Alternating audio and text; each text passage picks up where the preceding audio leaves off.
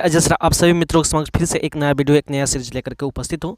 तो जो भी मित्र वर्ग 12वीं क्लास के एग्जाम की तैयारी करते हैं और जिनका एग्जाम 2026 में है, उन सभी मित्रों के लिए ये वीडियो समर्पित है। आज हम लोग जो है वर्ग 12वीं क्लास के लिए विषय इतिहास से जो इंटरमीडिएट स्टैंडअप एग्जाम 2023 में हुआ था उसका क्वेश्चन पेपर और उसका आंसर शीट लेकर के मैं आपके समक्ष उपस्थित हूँ। तो जो भी मित्र का एग्जाम 2026 में है तो उन सभी मित्र जो है वीडियो को बिना स्किप किए हुए देखने का प्रयास कीजिएगा, क्योंकि मैं जो है अपने चैनल पे जो है अभी फ़िलहाल में अभी एग्ज़ाम होने वाले हैं 12th क्लास के और 10th क्लास के एग्ज़ाम होने वाले फाइनल एग्ज़ाम 2026 में। तो उन सभी मित्रों के लिए, उन सभी विद्यार्थियों के लिए जो है मैं वीडियो बना रहा हूं, जो क्वेश्चन बैंक है उसकी तैयारी मैं करवा रहा हूं आप सभी लोगों को। तो आप सभी लोगों के लिए जो है यह वीडियो समर्पित है, आप वीडियो को बिना स्किप किए देखने का प्रयास कीजिएगा। चलिए हम लोग बढ़ते हैं प्रश्नों की सीरीज को, क्योंकि हमने आपको बताया कि आज हम लोग जो है सेंटअप एग्जाम 2023 में जो इतिहास विषय है उसका जो क्वेश्चन पेपर है 12वीं क्लास की वह वीडियो है यह। तो आप पूरे वीडियो को बिना स्किप किए देखने का प्रयास कीजिए। चलिए हम लोग बढ़ते हैं प्रश्नों की सीरीज को। तो आज का सबसे पहला नंबर क्वेश्चन आपके स्क्रीन पर ये रहा। तो आज का सबसे पहला नंबर क्वेश्चन है, ध्यान से समझेंगे। तो आज का सबसे पहला नंबर क्वेश्चन है कि एशियाटिक सोसाइटी की स्थापना किसने की थी। आपको बताना है कि एशियाटिक सोसाइटी की स्थापना किसने की थी। तो इसका आंसर होगा विलियम जोन्स ने किया था, यानी एक का आंसर होगा B number option William Jones. याद रखिएगा, एशियाटिक सोसाइटी की स्थापना विलियम जोन्स ने जो है 15 जनवरी सन 1784 ईस्वी को किया था। ध्यान रखिएगा, फिर से हम बता देते हैं, विलियम जोन्स ने जो है एशियाटिक सोसाइटी की स्थापना 15 जनवरी जो है 1784 ईस्वी को किया था। तो इस बात को याद रखिएगा। तो आशा करते हैं कि आपको ये बातें समझ में आ गई। चलिए हम लोग बढ़ते हैं प्रश्नों की सीरीज की ओर, अर्थात दूसरे नंबर क्वेश्चन की ओर। तो दूसरा नंबर क्वेश्चन क्या करा है, ध्यान से समझेंगे। दूसरा नंबर क्वेश्चन करा है कि हड़प्पा सभ्यता की खुदाई किस वर्ष हुई। आपको बताना है कि हड़प्पा सभ्यता की जो खुदाई है वह किस वर्ष हुई थी। तो याद रखिएगा, हड़प्पा सभ्यता की जो खुदाई है वह जो है सन 1921 ईस्वी में हुआ था, यानी 2 का आंसर होगा ए नंबर ऑप्शन 1921 ईस्वी। चलिए हम लोग बढ़ते हैं तीसरे नंबर क्वेश्चन की ओर। तीसरा नंबर क्वेश्चन क्या करा है, ध्यान से समझेंगे। तीसरा नंबर क्वेश्चन करा है कि धौलावीरा किस राज्य में है। अभी ध्यान से समझेंगे, प्रश्न फिर से हम बता देते हैं प्रश्न क्या है। प्रश्न कर है कि धौलावीरा किस राज्य में है। तो याद रखिएगा, जो 3 का आंसर होगा वह ऑप्शन होगा सी नंबर ऑप्शन गुजरात में है। धौलावीरा जो है गुजरात राज्य में स्थित है। चलिए हम लोग बढ़ते हैं अगले नंबर क्वेश्चन की ओर, चौथे नंबर क्वेश्चन की ओर। चौथा नंबर क्वेश्चन क्या है, ध्यान से समझेंगे। चौथा नंबर क्वेश्चन कह रहा है कि मोहनजोदड़ो किस भाषा का शब्द है। आपको बताना है कि मोहनजोदड़ो जो है किस भाषा का शब्द है। तो इसका आंसर होगा 4 का डी नंबर ऑप्शन सिंधी भाषा का शब्द है। चलिए हम लोग बढ़ते हैं 5वें नंबर क्वेश्चन की ओर। 5वां नंबर क्वेश्चन ध्यान से समझेंगे। 5वां नंबर क्वेश्चन करा है किस घाटी सभ्यता में हल का प्रमाण कहाँ से प्राप्त हुआ था। आपको बताना है कि सिंधु घाटी सभ्यता में हल का प्रमाण जो है कहाँ से प्राप्त हुआ था। तो याद रखिएगा कि 5 का आंसर होगा डी नंबर ऑप्शन कालीबंगा से प्राप्त हुआ था। चलिए हम लोग बढ़ते हैं 6ठे नंबर क्वेश्चन की ओर। 6ठा नंबर क्वेश्चन क्या है, ध्यान से समझेंगे। 6ठा नंबर क्वेश्चन करा है कि राखल दास बनर्जी ने उत्खनन करवाया था। आपको बताना है कि राखल दास बनर्जी ने कहाँ उत्खनन करवाया था, किस सभ्यता का उत्खनन करवाया था। तो याद रखिएगा, जो 6 का आंसर होगा वह होगा ए नंबर ऑप्शन मोहनजोदड़ो। मोहनजोदड़ो की खुदाई जो है राखल दास बनर्जी ने करवाया था। तो आशा करते हैं कि आपको जो है इसका आंसर समझ में आ गया होगा। फिर से समझ लेते हैं कि राखल दास बनर्जी ने उत्खनन करवाया था, किसका उत्खनन करवाया था। तो इसका आंसर होगा ए नंबर ऑप्शन मोहनजोदड़ो का उत्खनन करवाया था। चलिए हम लोग बढ़ते हैं 7वें नंबर क्वेश्चन को। 7वां नंबर क्वेश्चन क्या करें, ध्यान से समझेंगे। 7वां नंबर क्वेश्चन करा है कि पुरातत्व के अंतर्गत निम्न में से कौन नहीं है। आपको बताना है कि पुरातत्व के अंतर्गत निम्न में से कौन नहीं है। ए में है साहित्य, बी में है अभिलेख, सी में है सिक्के और डी में है भग्नावशेष। तो 7 का जो आंसर होगा वह ए नंबर ऑप्शन होगा साहित्य। साहित्य जो है पुरातत्व का अंतर्गत नहीं आता है। तो इसका आंसर होगा 7 का ए नंबर ऑप्शन। चलिए हम लोग बढ़ते हैं 8वें नंबर क्वेश्चन की ओर। 8वां नंबर क्वेश्चन कर रहा है कि वेदों की संख्या कितनी है। आपको बताना है कि वेदों की संख्या कितनी है। याद रखिएगा, वेदों की संख्या 4 है। कौन कौन से हैं, तो 1 है ऋग्वेद, 2 में है यजुर्वेद, 3 में है सामवेद और 4 में है अथर्ववेद। तो आशा करते हैं कि आपको ये बातें समझ में आ गई। फिर से बता देते हैं, वेदों की संख्या कितनी है, 4 है, यानी 8 का आंसर होगा सी नंबर ऑप्शन। चलिए हम लोग बढ़ते हैं 9वें नंबर क्वेश्चन की। 9 नंबर क्वेश्चन क्या करा है, ध्यान से समझेंगे। 9 नंबर क्वेश्चन करा है कि कल्हड़ द्वारा, आपको बताना है कि कल्हड़ द्वारा किस ऐतिहासिक ग्रंथ की रचना की गई थी। तो याद रखिएगा कल्हण जो है राजत रंगड़ी नामक पुस्तक लिखा था, यानी 9 का आंसर होगा ए नंबर ऑप्शन। तो बढ़ते हैं 10 नंबर क्वेश्चन की ओर। 10 नंबर क्वेश्चन क्या करा है, ध्यान से समझेंगे। 10 नंबर क्वेश्चन कर है कि खारवेल का अभिलेख कहाँ से प्राप्त हुआ है।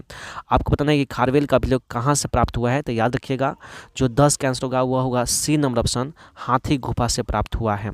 चलिए हम लोग बढ़ते हैं 11 नंबर क्वेश्चन की ओर। 11 नंबर क्वेश्चन करा है कि मगध साम्राज्य की स्थापना किसने की थी। आपको बताना है कि मगध साम्राज्य की स्थापना किसने की थी। तो इसका आंसर होगा बिंबिसार। बिंबिसार ने जो है बाबू मगध साम्राज्य की स्थापना किया था, यानी 11 का आंसर होगा डी नंबर ऑप्शन। बढ़ते हैं 12वें नंबर क्वेश्चन की ओर।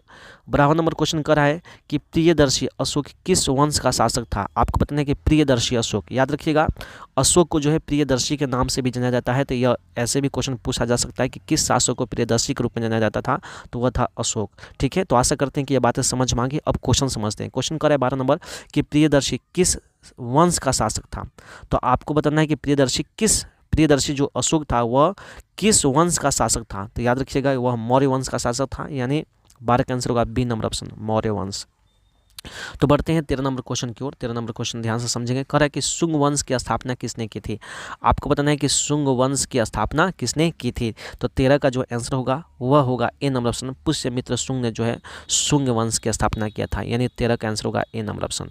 बढ़ते हैं 14 नंबर क्वेश्चन की ओर। 14 नंबर क्वेश्चन ध्यान से समझेंगे। 14 नंबर क्वेश्चन कर रहा है कि गुप्त काल में कौन विदेशी यात्री भारत आया था। आपको बताना है कि गुप्त काल में कौन से विदेशी यात्री जो है भारत आया था। तो याद रखिए गुप्त काल में जो है फाहियान जो है भारत आया था, यानी 14 का ए नंबर ऑप्शन होगा। याद रखिएगा प्रश्न फिर से पढ़ लेते हैं। प्रश्न है कि 14 नंबर क्वेश्चन कर रहा है, ध्यान से समझेंगे। 14 नंबर क्वेश्चन करेंगे गुप्त काल में कौन विदेशी यात्री भारत आया था। तो इसका आंसर होगा ए नंबर ऑप्शन, फाहियान जो है गुप्त काल में भारत आया था। याद रखिएगा ये चंद्रगुप्त द्वितीय के शासनकाल में भारत आया था। प्रश्न कभी पूछ देता है कि फाहियान जो है किसके शासनकाल में आया था भारत। तो याद रखिएगा इसका आंसर होगा चंद्रगुप्त द्वितीय।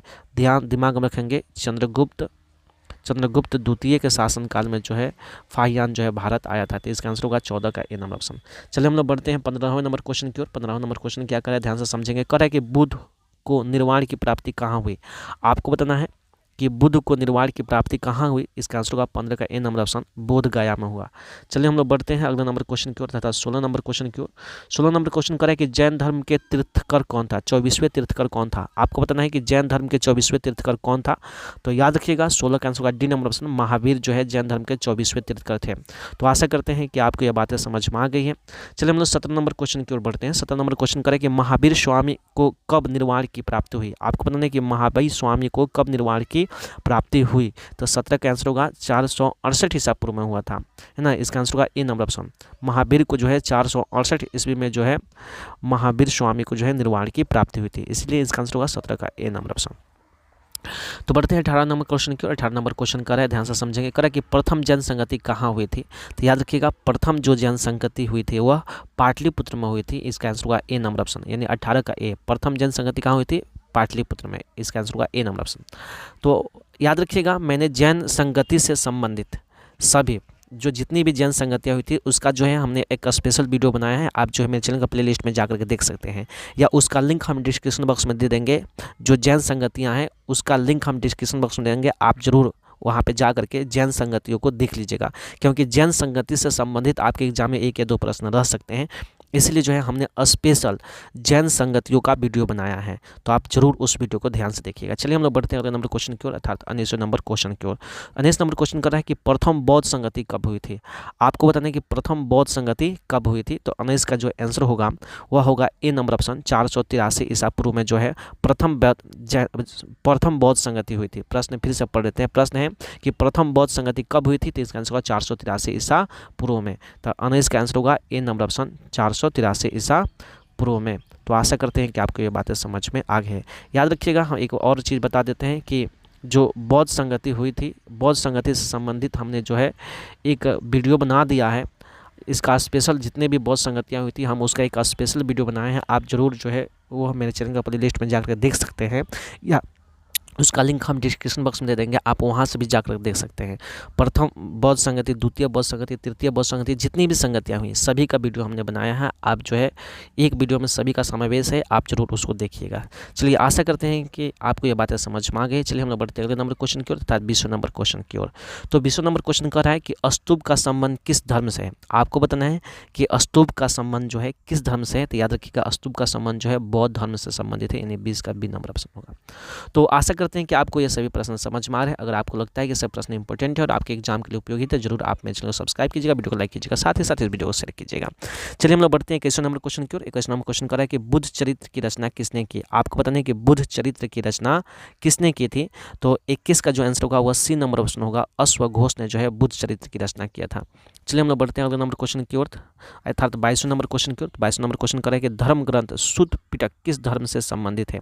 आपको बताना है कि धर्म ग्रंथ सुत्त पिटक किस धर्म से संबंधित है। तो याद रखिएगा यह जो है बौद्ध धर्म से संबंधित है, इसका मतलब होगा 22 का आंसर होगा बी नंबर ऑप्शन।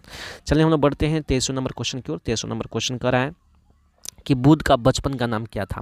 आपको बताना है कि बुद्ध के बचपन का नाम क्या था। तो याद रखिएगा 23 का जो आंसर होगा वह डी नंबर ऑप्शन होगा, सिद्धार्थ। बुद्ध के बचपन का नाम सिद्धार्थ था, इसलिए 23 का आंसर होगा डी नंबर ऑप्शन। चलिए हम लोग बढ़ते हैं 24वें नंबर क्वेश्चन की ओर। 24वें नंबर क्वेश्चन ध्यान से समझेंगे। कह रहा है कि श्वेतांबर एवं दिगंबर का संबंध किस धर्म से है। बहुत ही इंपॉर्टेंट क्वेश्चन है, VVI क्वेश्चन है, कई बार एग्जाम में पूछा गया है। प्रश्न है कि श्वेतांबर एवं दिगंबर का संबंध किस धर्म से है। तो जो 24 का आंसर होगा वह ए नंबर ऑप्शन होगा, श्वेतांबर एवं दिगंबर जो है जैन धर्म से संबंधित है, यानी 24 का आंसर होगा ए नंबर ऑप्शन, जैन धर्म। चलिए हम लोग बढ़ते हैं अगले नंबर क्वेश्चन की ओर, अर्थात 25वें नंबर क्वेश्चन की ओर। 25वें नंबर क्वेश्चन है, ध्यान से समझेंगे। 25 नंबर क्वेश्चन करके प्राचीन भारतीय इतिहास का कौन सा काल स्वर्ण काल के में माना जाता है। आपको बताना है कि प्राचीन भारतीय इतिहास का जो कौन सा काल जो है स्वर्ण काल के रूप में जाना जाता है। तो याद रखिएगा यह गुप्त काल को जो है हम लोग स्वर्ण काल के रूप में जानते हैं, यानी 25 का आंसर होगा बी नंबर ऑप्शन, गुप्त काल। चलिए हम लोग बढ़ते हैं अगले नंबर क्वेश्चन की ओर, अर्थात 26वें नंबर क्वेश्चन की ओर। 26वें नंबर क्वेश्चन कर रहा है कि तक्षशिला विश्वविद्यालय कहाँ अवस्थित है। आपको बताना है कि तक्षशिला विश्वविद्यालय कहाँ अवस्थित है। तो इसका आंसर होगा ए नंबर ऑप्शन, पाकिस्तान में स्थित है। चलिए हम लोग बढ़ते हैं 27वें नंबर क्वेश्चन की ओर। 27वें नंबर क्वेश्चन कर रहा है कि कनिष्क का राज्यारोहण कब हुआ था। आपको बताना है कि कनिष्क का जो राज्यारोहण था वह कब हुआ था। तो इसका आंसर होगा 78 ईस्वी में जो है कनिष्क का राज्यारोहण हुआ था, वह सम्राट बना था। चलिए हम लोग बढ़ते हैं 28वें नंबर क्वेश्चन की ओर। 28वें नंबर क्वेश्चन कर रहा है कि भारतीय पुरातत्व का पिता किसे कहा जाता है। याद रखिएगा भारतीय पुरातत्व का पिता जो है हम लोग जो है अलेक्जेंडर कनिंघम को कहते हैं। तो याद रखिएगा अलेक्जेंडर कनिंघम, यानी 28 का बी नंबर ऑप्शन होगा कि भारतीय पुरातत्व का पिता किसे कहा जाता है। तो अलेक्जेंडर कनिंघम को, इसका आंसर होगा बी नंबर ऑप्शन। चलिए हम लोग बढ़ते हैं 29वें नंबर क्वेश्चन की ओर। 29वां नंबर क्वेश्चन कर रहा है कि जीवक वैद्य किस वंश के काल में था। तो याद रखिएगा जीवक वैद्य जो है बाबू वह जो है हर्यक वंश के शासन काल में था। तो इस बात को याद रखेंगे, जीवक वैद्य जो है हर्यक वंश के शासन काल में था। 29 का आंसर होगा सी नंबर ऑप्शन। चलिए हम लोग बढ़ते हैं अगले नंबर क्वेश्चन की ओर, अर्थात 30वें नंबर क्वेश्चन की ओर। 30वें नंबर क्वेश्चन ध्यान से समझेंगे। करे कि महावीर का जन्म कहाँ हुआ था। एग्जाम में कई बार पूछा गया, VVI क्वेश्चन है। तो याद रखिएगा महावीर का जन्म जो है 30 का आंसर होगा सी नंबर ऑप्शन, कुंडल वन में हुआ था। चलिए बढ़ते हैं अगले नंबर क्वेश्चन की ओर, अर्थात 31वें नंबर क्वेश्चन की ओर। 31वें नंबर क्वेश्चन करा है कि अकबर का नाम कितने खंडों में विभाजित है। याद रखिएगा क्वेश्चन करा है कि अकबरनामा कितने खंडों में विभाजित है। तो 31 का जो आंसर होगा वह बी नंबर ऑप्शन होगा, 3 खंडों में जो बाबू अकबरनामा जो है विखंडित है, विभाजित है। तो बढ़ते हैं 32वें नंबर क्वेश्चन की ओर। 32वें नंबर क्वेश्चन कर रहा है कि अकबर की आत्मकथा किसने लिखी थी। आपको बताना है कि अकबर की आत्मकथा किसने लिखी थी। तो याद रखिएगा अकबर की जो है आत्मकथा जो है अबुल फजल ने लिखी थी, अर्थात 32 का आंसर होगा ए नंबर ऑप्शन, अबुल फजल। तो बढ़ते हैं 33वें नंबर क्वेश्चन की ओर। 33वें नंबर क्वेश्चन ध्यान से समझेंगे। कह रहे हैं 33वें नंबर क्वेश्चन कि अकबर के काल के किस महान इतिहासकार ने अकबरनामा और आईने अकबर की रचना की। ध्यान रखेंगे, प्रश्न फिर से पढ़ लेते हैं, VVI क्वेश्चन है 33 नंबर क्वेश्चन। कह रहे हैं कि अकबर के काल के किस महान इतिहासकार ने अकबरनामा और आईने अकबर की रचना की थी। तो याद रखिएगा वह थे अबुल फजल। अबुल फजल ने जो है बाबू आईने अकबरी और अकबरनामा ये दोनों पुस्तकें लिखी थी अबुल फजल, यानी 33 का आंसर होगा सी नंबर ऑप्शन। तो आशा करते हैं कि आपको ये बातें समझ में आ गई। चलिए हम लोग बढ़ते हैं 34 नंबर क्वेश्चन की ओर। 34 नंबर क्वेश्चन कर रहा है कि अकबर के काल में मुगल साम्राज्य के वित्त मंत्री कौन थे। आपको बताना है कि अकबर के काल में मुगल साम्राज्य के वित्त मंत्री कौन थे। तो इसका आंसर होगा टोडरमल थे, अर्थात 34 का आंसर होगा ए नंबर ऑप्शन, टोडरमल। तो बढ़ते हैं अगले नंबर क्वेश्चन की ओर अर्थात 35वां नंबर क्वेश्चन की ओर। 35वां नंबर क्वेश्चन कर रहा है कि अकबर का जन्म कब हुआ था। आपको बताना है कि अकबर का जन्म कब हुआ था। तो अकबर का जन्म जो है सन 1542 ईस्वी में हुआ था, अर्थात 35 का आंसर होगा सी नंबर ऑप्शन 1542 ईस्वी। तो बढ़ते हैं 36 नंबर क्वेश्चन की ओर। 36 नंबर क्वेश्चन ध्यान से समझेंगे। 36 नंबर क्वेश्चन कह रहा है कि अकबर का संरक्षक कौन था। आपको बताना है कि अकबर का जो संरक्षक था वह कौन था। तो याद रखिएगा अकबर का जो संरक्षक था वह बैरम खान था, अर्थात 36 का आंसर होगा B number option Bairam Khan. तो बढ़ते हैं 37वें नंबर क्वेश्चन की ओर। ध्यान से समझेंगे 37वां नंबर क्वेश्चन, सभी बच्चे ध्यान देंगे। 37 नंबर क्वेश्चन को 37 नंबर क्वेश्चन कर रहा है कि तंबाकू किस मुगल शासक ने प्रतिबंधित लगाया था। तंबाकू पर किस मुगल शासक ने प्रतिबंध लगाया था। तो याद रखिएगा 37 का जो आंसर होगा वह सी नंबर ऑप्शन होगा जहांगीर। जहांगीर ने बाबू तंबाकू पर प्रतिबंध लगा दिया था। चलिए बढ़ते हैं 38वें नंबर क्वेश्चन की ओर। 38 नंबर क्वेश्चन ध्यान से समझेंगे। 38 नंबर क्वेश्चन कह रहा है कि बाबर का शासनकाल क्या था। आपको बताना है कि बाबर का जो शासनकाल था वह क्या था। तो याद रखिएगा 1526 से लेकर 1530 ईस्वी तक बाबर का शासनकाल रहा, यानी 38 का आंसर होगा ए नंबर ऑप्शन। तो आशा करते हैं कि आपकी बातें समझ में आ गई। चलिए हम लोग बढ़ते हैं 39 नंबर क्वेश्चन की ओर। 39 नंबर क्वेश्चन क्या कर रहा है ध्यान से समझेंगे। 39 नंबर क्वेश्चन कर रहा है कि हुमायूंनामा की रचना किसने की। बहुत ही इंपॉर्टेंट क्वेश्चन है, कई बार एग्जाम में पूछा गया प्रश्न है। प्रश्न कर रहा है कि हुमायूंनामा की रचना किसने की थी। तो 39 का आंसर होगा डी नंबर ऑप्शन गुलबदनम बेगम ने जो है हुमायूंनामा की रचना किया था। चलिए हम लोग बढ़ते हैं 40 नंबर क्वेश्चन की ओर। 40 नंबर क्वेश्चन कर रहा है कि पानीपत की पहली लड़ाई कब हुई थी। तो 40 का जो आंसर होगा वह होगा ए नंबर ऑप्शन 1526 ईस्वी में जो है पानीपत की प्रथम लड़ाई हुई थी। तो आशा करते हैं कि आपको ये सभी प्रश्न समझ में आ रहे हैं। अगर आपको लगता है कि ये प्रश्न इंपॉर्टेंट है और आपके एग्जाम के लिए उपयोगी है तो जरूर आप मेरे चैनल को सब्सक्राइब कीजिएगा, वीडियो को लाइक कीजिएगा, साथ ही साथ इस वीडियो को शेयर कीजिएगा। चलिए हम लोग बढ़ते हैं 41 नंबर क्वेश्चन की ओर। तो 41 नंबर क्वेश्चन कर रहा है कि खानवा का युद्ध किसके बीच लड़ा गया। आपको बताना है कि खानवा का युद्ध जो है किनके बीच लड़ा गया था। तो याद रखिएगा खानवा का युद्ध जो है बाबर और राणा संगा के बीच लड़ा गया था, अर्थात 41 का आंसर होगा सी नंबर ऑप्शन बाबर और राणा संगा। बढ़ रहे हैं 42 नंबर क्वेश्चन की ओर। 42 नंबर क्वेश्चन कह रहा है कि शेर खां ने हुमायूं को किस युद्ध में परास्त किया। आपको बताना है कि शेर खां ने जो है हुमायूं को किस युद्ध में परास्त किया था। तो याद रखिएगा जो शेर खान है जो है हुमायूं को जो है चौसा के युद्ध में परास्त किया था, अर्थात 42 का आंसर होगा बी नंबर ऑप्शन चौसा का युद्ध। तो बढ़ते हैं अगले नंबर क्वेश्चन की ओर। अर्थात अगला नंबर क्वेश्चन क्या कर रहा है ध्यान से सुनेंगे। क्वेश्चन कर रहा है कि मलिक ए जामनी की उपाधि किससे प्राप्त थी। आपको बताना है कि मलिका ए जामनी, प्रश्न फिर से पढ़ते हैं, मलिका ए जामनी की उपाधि किसे प्राप्त थी। तो याद रखिएगा इसका आंसर होगा D number option Mumtaz Mahal. Mumtaz Mahal को बाबू मलिका ए जामनी की उपाधि प्राप्त थी। तो आशा करते हैं कि आपको ये बातें समझ में आ गई। इसका आंसर होगा D number option Mumtaz Mahal. तो बढ़ते हैं 44 नंबर क्वेश्चन की ओर। 44 नंबर क्वेश्चन कर है कि उत्तराधिकारी का युद्ध किस मुगल शासक ने के काल में हुआ था। आपको बताना है कि उत्तराधिकारी का युद्ध किस मुगल शासक के काल में हुआ था। तो जो 44 का आंसर होगा वह होगा C number option Shahjahan. Shahjahan के काल में बाबू उत्तराधिकारी का युद्ध हुआ था, 44 का सी नंबर ऑप्शन। तो बढ़ते हैं अगले नंबर क्वेश्चन की ओर तथा 45वें नंबर क्वेश्चन की ओर। 45 नंबर क्वेश्चन क्या कर रहा है ध्यान से समझेंगे। 45 नंबर क्वेश्चन कह रहा है कि बुलंद दरवाजा का निर्माण, ध्यान से समझेंगे 45 नंबर क्वेश्चन। 45 नंबर क्वेश्चन कर रहा है कि बुलंद दरवाजा का निर्माण किसने करवाया था। आपको बताना है कि बुलंद दरवाजा का निर्माण किसने करवाया था। तो याद रखिएगा बुलंद दरवाजा का निर्माण जो है 45 का आंसर होगा डी नंबर ऑप्शन अकबर ने करवाया था। तो आशा करते हैं कि आपको ये बातें समझ में आ गई। बुलंद दरवाजा का निर्माण किसने करवाया था, अकबर ने करवाया था। इसका आंसर होगा डी नंबर ऑप्शन। याद रखिएगा प्रश्न कभी पूछ देता है कि बुलंद दरवाजा कहाँ स्थित है। तो याद रखिएगा फतेहपुर सीकरी में जो है बुलंद दरवाजा स्थित है। तो इस बात को हमेशा याद रखिएगा। प्रश्न एग्जाम में पूछ देता है, कई बार पूछा भी गया है कि बुलंद दरवाजा का निर्माण किसने करवाया, तो अकबर ने करवाया। प्रश्न पूछा जाए कि बुलंद दरवाजा कहाँ स्थित है, तो फतेहपुर सीकरी में स्थित है। याद रखिएगा अकबर जो बाबू गुजरात पर जब अपनी विजय हासिल किया तो उसकी स्मृति पर जो है इन्होंने जो है बुलंद दरवाजा का निर्माण करवाया था। अकबर ने गुजरात पर जब विजय हासिल कर लिया, जीत लिया, तब जो है उसी खुशी के आधार पर उसकी स्मृति के रूप में जो है बुलंद दरवाजा का निर्माण किया गया था। कहाँ, तो फतेहपुर सीकरी में। तो आशा करते हैं कि आपको ये बातें समझ में आ गई हैं। चलिए हम लोग बढ़ते हैं 46 नंबर क्वेश्चन की ओर। 46 नंबर क्वेश्चन क्या कर रहा है बारीकी से समझते हैं। कह रहा है कि भारत का अंतिम मुगल सम्राट कौन था। याद रखिएगा भारत का जो अंतिम मुगल सम्राट था वह था बहादुर शाह जफर, अर्थात 46 का डी नंबर ऑप्शन होगा बहादुर शाह जफर। चलिए हम लोग बढ़ते हैं 47 नंबर क्वेश्चन की ओर। 47 नंबर क्वेश्चन कह रहा है कि अकबर निम्नलिखित में से किस अधिकार नहीं कर सका। प्रश्न करें कि अकबर निम्नलिखित में से किस पर अधिकार नहीं कर सका। तो जो 47 का जो आंसर होगा वह होगा D number option Chittor. Akbar बाबू चित्तौड़ पर अधिकार नहीं कर पाया, यानी 47 का आंसर होगा डी नंबर ऑप्शन। तो बढ़ते हैं 48 नंबर क्वेश्चन की। 48 नंबर क्वेश्चन कर रहा है कि किस मुगल शासक ने हिंदुओं पर जजिया कर हटाया।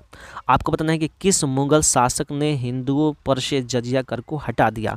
तो याद रखिएगा, तो सबको पता है भाई, 48 का आंसर जो होगा वह बी नंबर ऑप्शन होगा, अकबर। अकबर जो है बाबू जजिया कर को समाप्त कर दिया था। चलिए हम लोग बढ़ते हैं 49 नंबर क्वेश्चन की ओर। 49 नंबर क्वेश्चन करें कि ताजमहल किस नदी के किनारे स्थित है। भाई सबको पता है ताजमहल कहाँ स्थित है, यमुना नदी के किनारे स्थित है, अर्थात 49 का आंसर होगा डी नंबर ऑप्शन, यमुना नदी। तो बढ़ते हैं अगले नंबर क्वेश्चन की ओर, अर्थात 50वें नंबर क्वेश्चन की ओर। 50 नंबर क्वेश्चन करा है कि सुलह एक कुल की नीति किसकी थी। आपको बताना है कि सुलह एक किल की नीति किसकी थी। तो याद रखिएगा, सुलह एक कुल की नीति जो है अकबर की थी, अर्थात 50 का आंसर का बी नंबर ऑप्शन, अकबर। तो बढ़ते हैं 51 नंबर क्वेश्चन की। 51 नंबर क्वेश्चन क्या करें, ध्यान से समझेंगे सभी बच्चे। 51 नंबर क्वेश्चन करें कि कृष्णदेव राय किस वंश का शासक था। आपको बताना है कि कृष्णदेव राय जो है किस वंश का शासक था। तो 51 का जो आंसर होगा बी नंबर ऑप्शन, तुलु वंश का शासक था। 51 का भी होगा तुलु वंश, कृष्णदेव राय तुलु वंश का शासक था।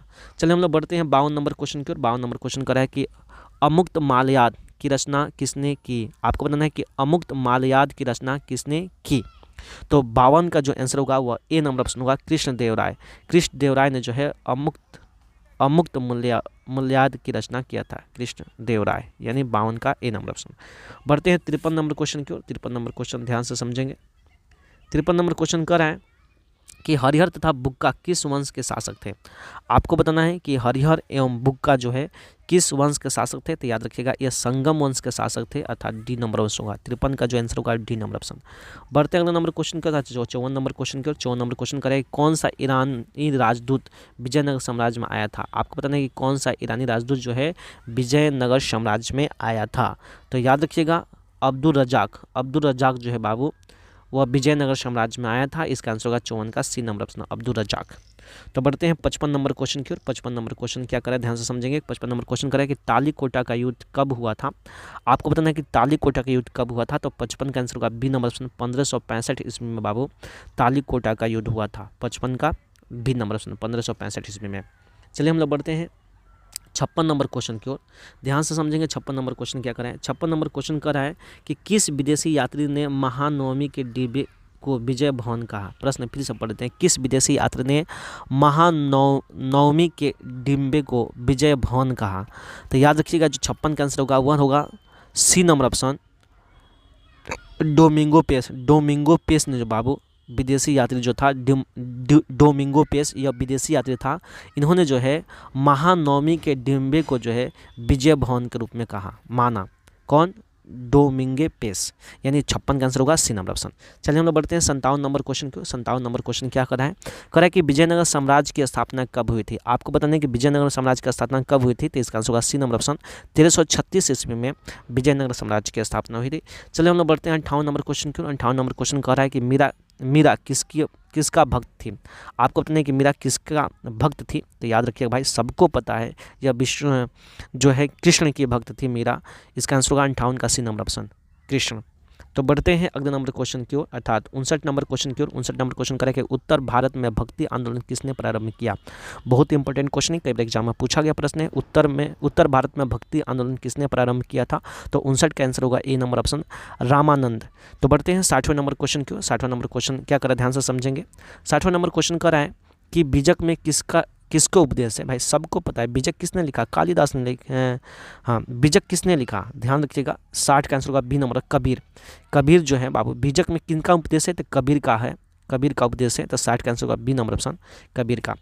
तो बढ़ते हैं 61 नंबर क्वेश्चन की ओर। 61 नंबर क्वेश्चन कर रहा है कि खालसा पंथ, ध्यान से समझेंगे। 61 नंबर क्वेश्चन को सभी बच्चे ध्यान से समझेंगे, इंपॉर्टेंट क्वेश्चन है। कह रहा है कि खालसा पंथ की स्थापना किसने की थी। आपको बताना है कि खालसा पंथ की स्थापना किसने किया था। इसका आंसर होगा डी नंबर ऑप्शन, गुरु गोविंद सिंह ने खालसा पंथ की स्थापना किया था।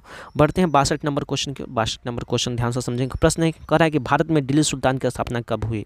आपको बताना है कि भारत में जो है दिल्ली सुल्तान की स्थापना कब हुई थी। तो याद रखिएगा जो 62 का आंसर होगा वह होगा ए नंबर ऑप्शन, 1206 ईस्वी में बाबू दिल्ली सल्तनत की स्थापना हुई थी। किसने किया था। तो कुतुबुद्दीन ऐबक ने 1206 ईस्वी में दिल्ली में भारत में की जो दिल्ली की राजधानी है वहाँ पे दिल्ली सल्तनत की स्थापना किया था। तो इस बात को याद रखिएगा, प्रश्न पूछा जाएगा। भारत में दिल्ली सल्तनत की स्थापना कब हुई? तो 1206 ईस्वी में हुई। और किसने किया था? तो कुतुबुद्दीन ऐबक ने किया था 1206 में, यानी 62 का आंसर हुआ ए नंबर ऑप्शन। तो आशा करते हैं कि आपको ये बातें समझ में आ गई है। अगर आपको लगता है कि सब प्रश्न इंपॉर्टेंट है और आपके एग्जाम के लिए उपयोगी है, जरूर आप मेरे चैनल को सब्सक्राइब कीजिएगा, वीडियो को लाइक कीजिएगा, साथ ही साथ इस वीडियो को शेयर कीजिएगा। चलिए हम लोग बढ़ते हैं अगले नंबर क्वेश्चन की ओर।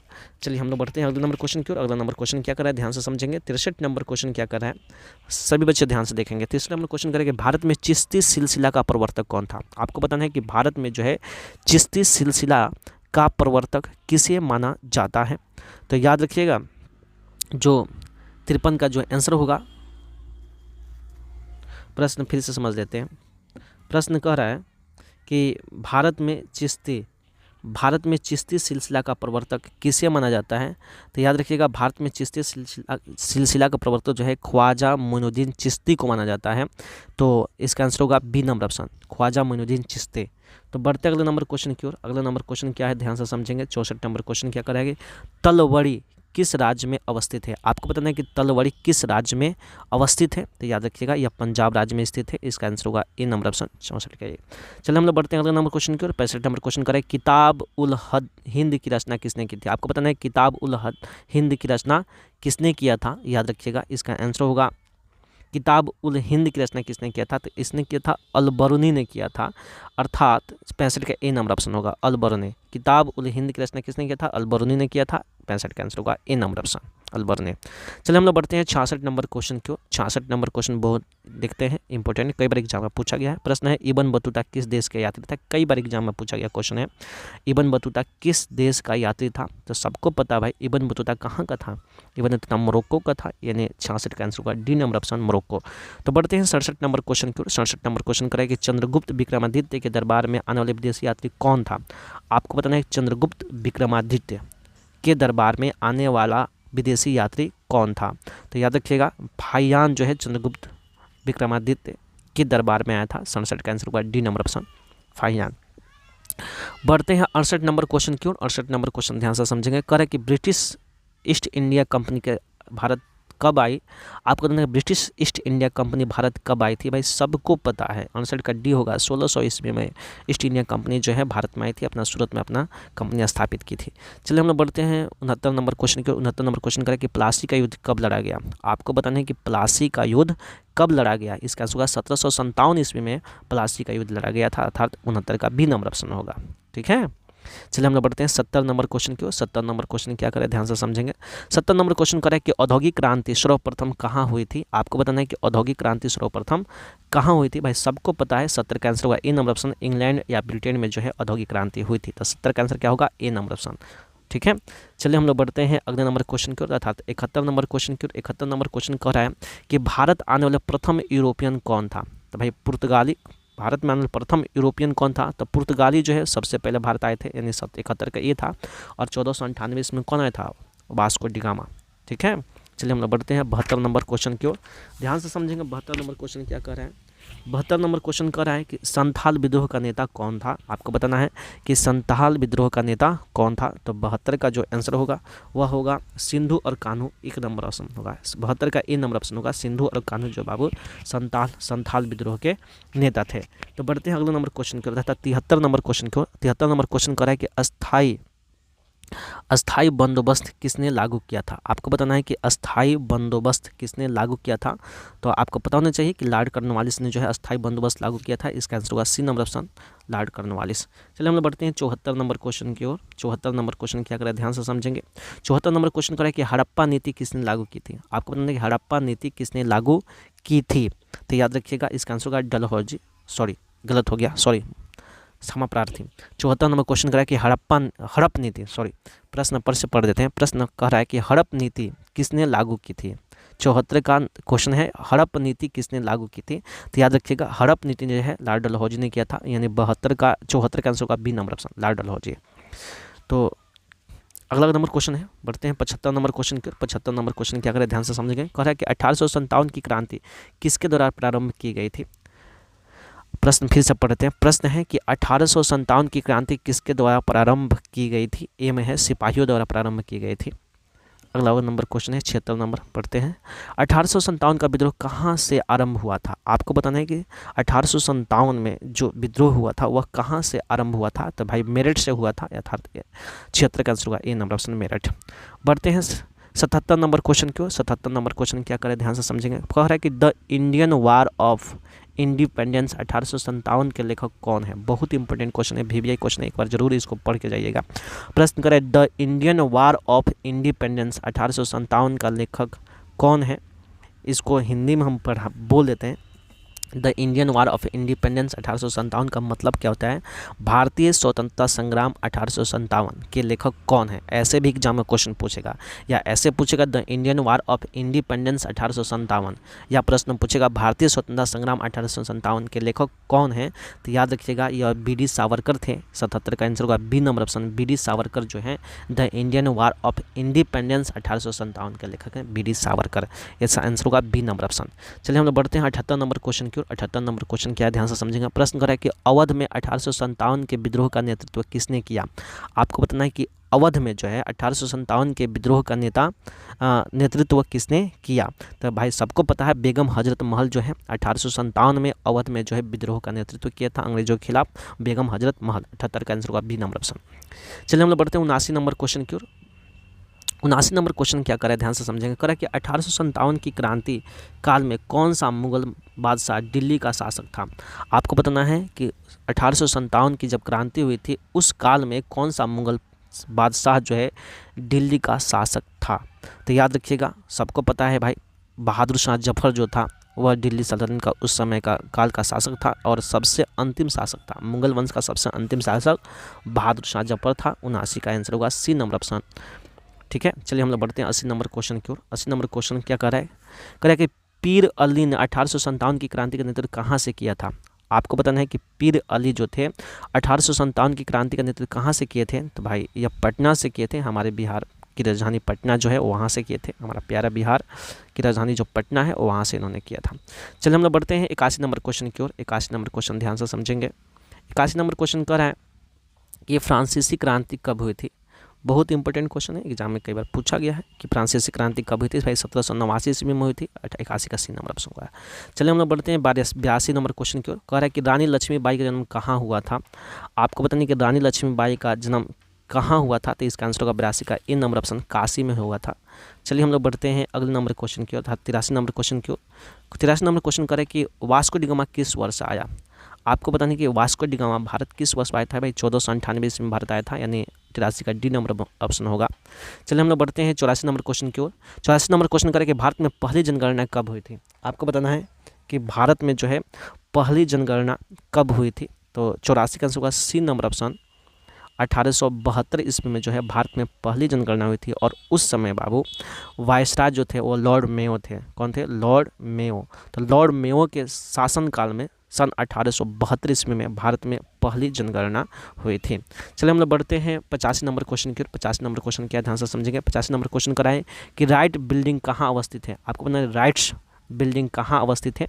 तो 85 का जो आंसर होगा वह होगा बी नंबर ऑप्शन, कलकत्ता में बाबू राइट्स बिल्डिंग स्थित है। चलिए हम लोग बढ़ते हैं 86 नंबर क्वेश्चन की ओर। 86 नंबर क्वेश्चन कर रहा है कि स्वेज नहर अंतर्राष्ट्रीय व्यापार के लिए कब खोला गया? आपको बताना है कि स्वेज नहर अंतर्राष्ट्रीय व्यापार के लिए कब खोला गया था? तो याद रखिएगा 86 का जो आंसर होगा वह सी नंबर ऑप्शन होगा। 1869 ईस्वी में जो है स्वेज नहर जो है अंतर्राष्ट्रीय व्यापार के लिए खोला गया था। चलिए हम लोग बढ़ते हैं 87 नंबर क्वेश्चन की ओर। 87 नंबर क्वेश्चन कर रहा है कि गांधी जी दक्षिण अफ्रीका से भारत कब आए? आपको बताना है कि गांधी जी दक्षिण अफ्रीका से भारत कब आए? तो भाई इसका आंसर होगा बी नंबर ऑप्शन। 1815 ईस्वी में जो है महात्मा गांधी दक्षिण अफ्रीका से भारत आए। बढ़ते हैं 88 नंबर क्वेश्चन की ओर। 88 नंबर क्वेश्चन क्या करें, ध्यान से समझेंगे। करें कि महात्मा गांधी ने सविनय अवज्ञा आंदोलन कब आरंभ किया? आपको बताना है कि महात्मा गांधी सविनय अवज्ञा आंदोलन कब शुरू किया था? तो इसका आंसर होगा 12 मार्च 1930 ईस्वी को, अर्थात 88 का आंसर होगा डी नंबर ऑप्शन। 12 मार्च 1930 ईस्वी को महात्मा गांधी ने सविनय अवज्ञा आंदोलन की शुरुआत की थी। चलिए हम लोग बढ़ते हैं 89 नंबर क्वेश्चन की ओर। 89 नंबर क्वेश्चन क्या है, प्रश्न है प्रथम गोलमेज सम्मेलन कब हुआ था? आपको बताना है कि प्रथम गोलमेज सम्मेलन कब हुआ था? इसका आंसर होगा बी नंबर ऑप्शन। 1930 ईस्वी में जो है प्रथम गोलमेज सम्मेलन हुआ था। तो बढ़ते हैं 90 नंबर क्वेश्चन की ओर। 90 नंबर क्वेश्चन कह रहा है कि महात्मा गांधी के राजनीतिक गुरु कौन थे? एग्जाम में कई बार पूछा गया है। तो सबको पता है भाई 90 का सी नंबर प्रश्न होगा। गोपाल कृष्ण गोखले जो थे महात्मा गांधी के राजनीतिक गुरु थे।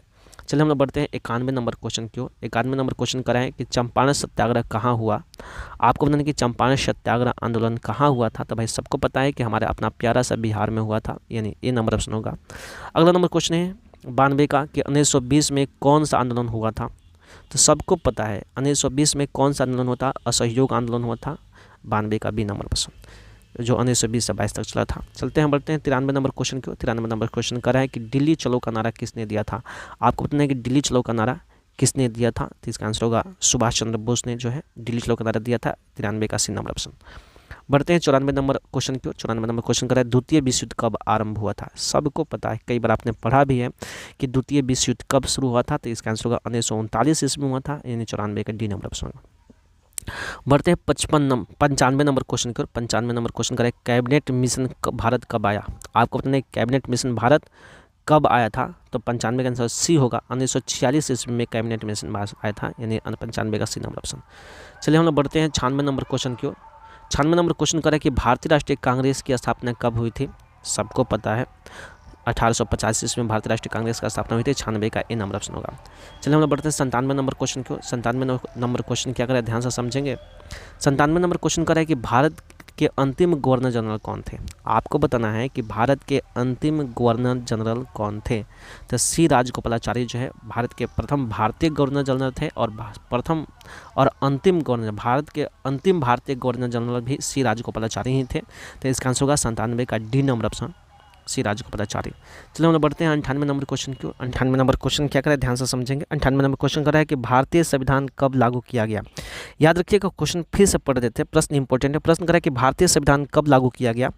तो याद रखिएगा भारतीय संविधान जो बाबू 26 जनवरी 1950 ईस्वी को लागू किया गया था। इसका आंसर होगा 98 का डी नंबर ऑप्शन, 26 जनवरी 1950 ईस्वी को। याद रखिएगा 26 नवंबर 1949 ईस्वी को भारतीय संविधान को जो है अपनाया गया था। इस बात को भी दिमाग में रखेंगे, समझ में आए। आप सभी लोग इस बात को दिमाग में रखे रहिएगा। प्रश्न फिर से पढ़ देते हैं। 98 नंबर क्वेश्चन कह रहा है कि भारतीय संविधान कब लागू किया गया।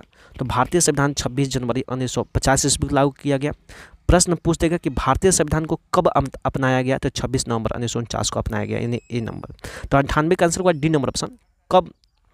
फिर से पढ़ देते हैं, प्रश्न फिर से समझा देते हैं। प्रश्न कि भारतीय संविधान कब लागू किया गया। प्रश्न पूछ रहे कि भारतीय संविधान कब लागू किया गया। तो लागू किया गया डी नंबर ऑप्शन 26 जनवरी 1950 को। कब अपनाया गया पूछेगा, भारतीय संविधान कब अपनाया गया। तो 26 नवंबर 1949 ईस्वी को। ठीक है, तो ये सभी बातें अपने दिमाग में सेट रखिएगा, याद रखिएगा। चलिए हम लोग बढ़ते हैं 99 नंबर क्वेश्चन की। 99 नंबर क्वेश्चन क्या करें, ध्यान से सुनेंगे। कह रहा है कि भारत किस वर्ष गणतंत्र बना। आपको बताना है कि भारत किस वर्ष गणतंत्र बना। तो याद रखिएगा भारत जो है 1950 ईस्वी में गणतंत्र बना, यानी 99 का बी नंबर ऑप्शन होगा। बढ़ते हैं 100 नंबर क्वेश्चन की ओर। 100 नंबर क्वेश्चन क्या करें, ध्यान से समझेंगे। 100 नंबर क्वेश्चन कह रहा है कि भारत के संविधान के पिता किसे कहा जाता है ना। भारत के संविधान का पिता मतलब जनक किसे कहा जाता है। तो इसका answer B number option, doctor BR Ambedkar. Doctor Bhimrao Ambedkar को जो है भारतीय संविधान का जनक या पिता कहा जाता है। तो आशा करते हैं कि आपको जो है ये 100 प्रश्न समझ में आ गए हैं। अगर आपको लगता है कि सभी प्रश्न इंपॉर्टेंट है और आपके एग्जाम के लिए उपयोगी है, तो जरूर आप मेरे चैनल को सब्सक्राइब कीजिएगा, वीडियो को लाइक कीजिएगा, साथ ही इस वीडियो को शेयर कीजिएगा। अगर आप सभी लोगों को इस जो सेंटर एग्जाम 2023 में हुआ था, अगर इसके आप लॉन्ग क्वेश्चन, शॉर्ट क्वेश्चन का वीडियो अगर आप चाहते हैं, तो आप जो है कमेंट बॉक्स में लिखिए कि सर इसका भी वीडियो बनाइए।